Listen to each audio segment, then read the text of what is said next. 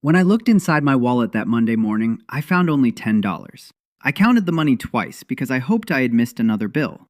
I checked every pocket in my backpack and even searched the drawer beside my bed where I sometimes left loose change. There was nothing else. I had only $10 left, and payday was still 6 days away. I was a second-year university student, and I worked part-time at a bookstore near campus. My paycheck usually covered rent, transportation, and groceries, but that month had been unusually expensive. My laptop needed a new battery, one of my textbooks cost much more than expected, and I had also helped my younger sister pay for an emergency dental appointment. I did not regret helping my sister. She needed it far more than I did. Still, the result was simple. I had only $10 to last the entire week. I sat on the edge of my bed and tried to make a plan. I still had some rice, half a bag of pasta, a few eggs, and a can of beans in the kitchen. If I was careful, I could make simple meals and avoid buying coffee or snacks. The $10 would be my emergency money. I placed the bill back into my wallet and promised myself that I would not spend it unless I had no other choice. That morning, I skipped breakfast and drank water before walking to class. During my economics lecture, I found it difficult to concentrate. My classmates talked about weekend trips, concerts, and new restaurants. I was thinking about how many meals I could make with the food still in my apartment. For the first time since moving away from home, I understood how quickly money could disappear. After class, I walked to the bookstore for my afternoon shift. The manager asked whether I wanted to order lunch with the rest of the staff, but I politely declined. I explained that I had brought food from home. That was only partly true. I had packed a small container of plain rice with one boiled egg. It was enough to stop my hunger, but not enough to make me feel full. I reminded myself that it was only 1 week. Things would get better after payday. The next 2 days passed slowly. I became very careful with every dollar. I walked instead of taking the bus whenever possible. I filled my water bottle at school instead of buying drinks. I ignored the smell of fresh bread from the bakery near my apartment.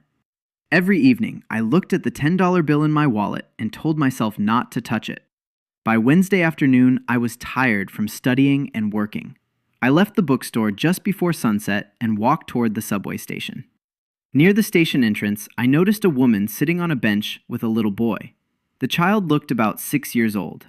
They were not asking people for money. The woman simply sat quietly, holding the boy close while speaking softly to him. Beside them was one small backpack and a paper bag that looked almost empty. I probably would have continued walking if I had not seen the boy looking at a nearby food stand. He watched another family buying sandwiches with the quiet attention that only a hungry child seems to have. That image stayed with me. I walked past them and continued toward the station. Then I stopped. I reached into my pocket and touched my wallet. The $10 were still there. Immediately, my mind began to argue with itself. If I spent the money, I would have almost nothing until payday. I still needed food. I still had classes. I still had several days to go.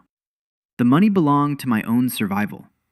At the same time, I looked back toward the bench. I could skip another meal if I had to. The little boy probably could not. I stood there for almost a minute, unable to decide. I did not know their story. I did not know why they were there or whether someone else was already helping them. For all I knew, they might simply be waiting for a relative. Then I noticed the boy quietly rubbing his stomach. The decision became harder. I walked to the food stand and looked at the menu. A simple meal for two cost almost exactly $10. I stared at the price for several seconds. If I bought it, I would have no emergency money left. If I walked away, I would keep the money but probably think about that moment for a long time. Finally, I made a choice. I bought 2 sandwiches, 2 bottles of water, and a small piece of fruit. The food stand owner packed everything into one paper bag. I carried it toward the bench. I felt awkward because I did not want to embarrass the woman or make her feel uncomfortable. I simply explained that I had bought more food than I needed and hoped they could use it. She looked surprised. For a moment, she seemed unsure whether to accept it. Then she thanked me quietly and took the bag. The little boy smiled when he saw the sandwiches. That smile stayed with me as I walked away. I checked my wallet again. It was empty. For the first time all week, I had no money at all. On the train home, I began wondering whether I had made a foolish decision. I still needed groceries. If something unexpected happened before payday, I would have no backup plan. I tried to comfort myself by remembering that I still had rice and pasta at home. Things would get better. They had to. The next morning, I discovered another problem. My apartment refrigerator had stopped working during the night.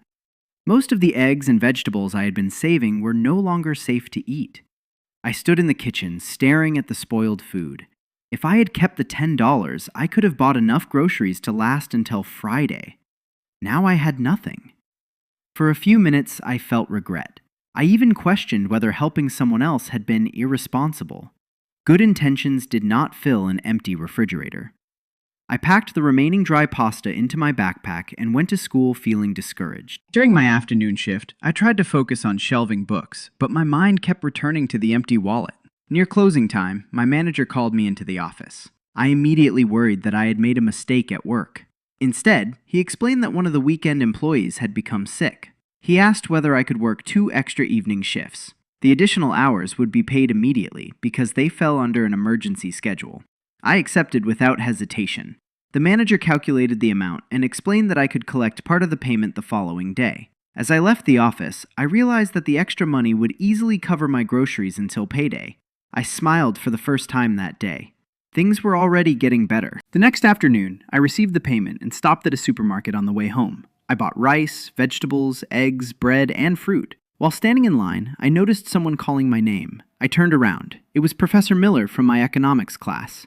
He recognized me from several group projects and asked how work was going. During our conversation, he mentioned that the university was looking for a student assistant to help organize research papers for the next semester. The position offered flexible hours and paid better than my bookstore job. He encouraged me to apply. I had never considered that opportunity before. The application deadline was the following week. I prepared my documents carefully and submitted them. A month later, I was accepted. The assistant position gave me more stable income and valuable experience related to my studies. Looking back, I sometimes wonder what would have happened if I had walked past the woman and her son that Wednesday evening. Perhaps everything would still have worked out. Perhaps not. I do know one thing. Helping them did not cause my life to become harder forever. The difficult week ended, my financial situation improved, the fear I felt during those days slowly disappeared. Several months later, something unexpected happened again. I was eating lunch near campus when I noticed a familiar face across the street. It was the same woman. She looked very different. She wore clean office clothes, and the little boy was wearing a school uniform. They both looked healthier and happier. I did not think they recognized me. I was about to continue walking when the boy suddenly pointed toward me. His mother turned, looked at me for several seconds, and smiled warmly. She remembered. She walked over and explained that they had been staying at a temporary shelter during the week we met.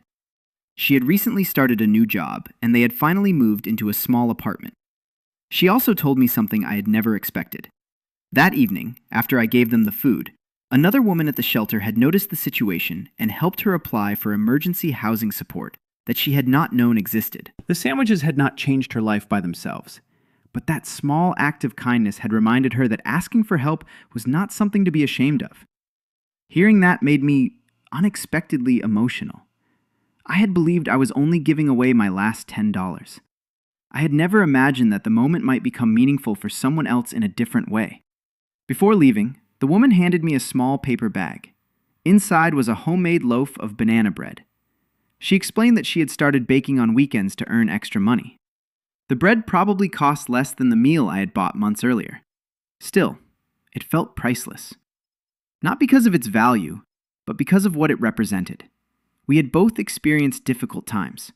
We had both accepted help. Now we were both able to give something back. That experience changed the way I think about money. Before, I believed generosity belonged only to people with large bank accounts. I thought helping others required having more than enough. The week I had only $10 taught me something different. Generosity is not measured only by the amount we give.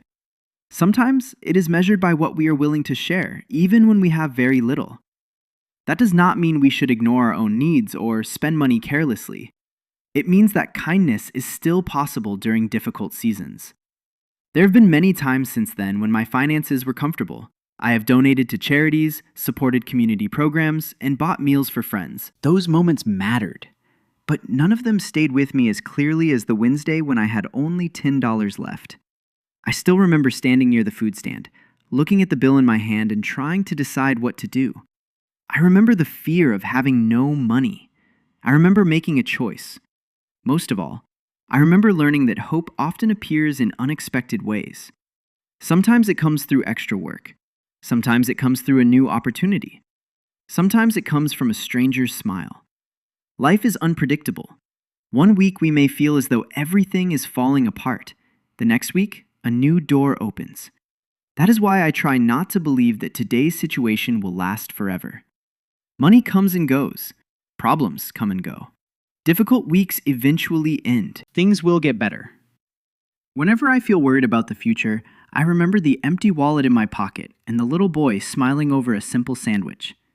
I thought I was giving away my last $10. In reality, I was learning that even during our hardest moments, we still have something valuable to give.